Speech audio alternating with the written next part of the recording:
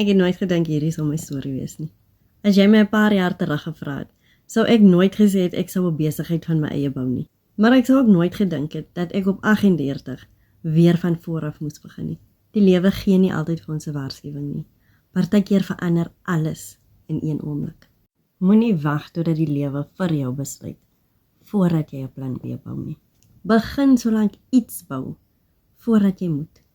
Begin bou sodat jy en jou kinders meer keuses kan hê. Want ek wens ek het vroeër besef, 'n plan B beteken nie jy verwag die ergste nie. Dit beteken jy berei jou voor vir die onvoorspelbare. En vandag, al figure ek nog goed uit, is ek baie dankbaar. Ek het besluit om te begin, al was ek bang. So as jy wil weet wat ek besig is om te leer, om vir my en my kinders 'n beter toekoms te bou, sit begin in die comments, sodat ek met jou die gratis inligting en klas kan deel wat my gehelp het om te begin.